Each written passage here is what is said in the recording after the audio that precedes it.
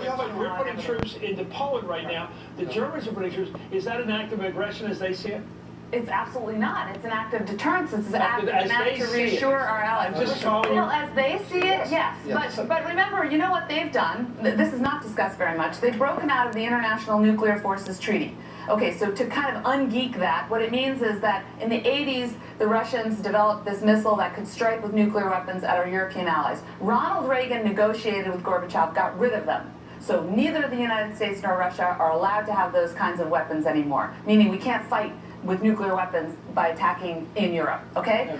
So they broke out of that treaty. And SS-20s, right? That's a problem that President-elect Trump... I went through that whole thing. I was living there. Now, let me ask you, John, about this politics. Trump's going to be president on Friday. It's going to happen. It's like the turning of the earth. It's going to happen.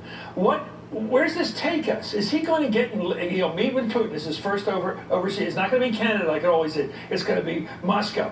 So what comes of that? And given what's been going on the last couple of hours, even. Well, it's all very confusing. Let's hope that the CIA under Mike Pompeo and Donald Trump can actually declare peace, and they can come up with a unified plan to actually, I think a reset with Russia is not necessarily a bad idea. They are a state actor. They can help us on non-state actors, especially in the Middle East. And we do have to develop a better relationship with the Russians. And that's not necessarily the worst case scenario. Now, if we do things that are provocative with the Russians, they're going to strike back. And they are being they're sowing chaos. I think that all of us have to understand that these are big stakes. And the more we try to undermine our president, the worse we are off as a country. Oh, wait a second.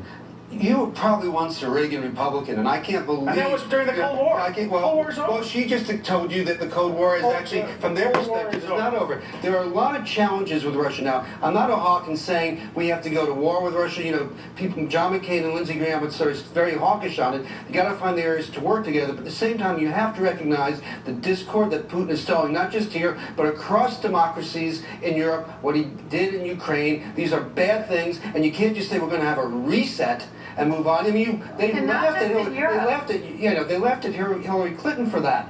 And so this whole notion now, you're just following Donald Trump's lead because he really has no idea what he's doing. And the idea of saying we all have to get behind Donald Trump now so we have a strong approach to Russia, name me one Republican who did that in the last 8 years with Barack Obama on anything. Well, so don't come to me now and say, now we got to get behind a guy who knows nothing about what he's talking about. John McCain and Lindsey Graham actually backed President Obama on the several. Oh, so you got two. Okay, 2 out of 100. Well, the fact is... So don't tell me now that any... So Trump is owed nothing by anything. He's not owed anything, but as a country, we do need to come together and... Let him act like a grown-up first. Well, he's president. He's our president. Yeah, but he's still acting like a child. He's still our president. Well, not to Friday. Now, what do you think? What do you think is going to happen between now and Friday, David? Nothing's going to be our president. Why does he start acting like it? He's going to be our president. What did he do to Barack Obama for years and years? He delegitimized him, and your party went along with that. And now you come running along and saying, oh, we have to honor the presidency. We have to get behind the president. This is outright hypocrisy. You did not do this for Barack Obama. You're only doing it now because of Donald Trump. Your party did not. What's the smartest move for critics of this president to take? American critics, what's the smart opposition position?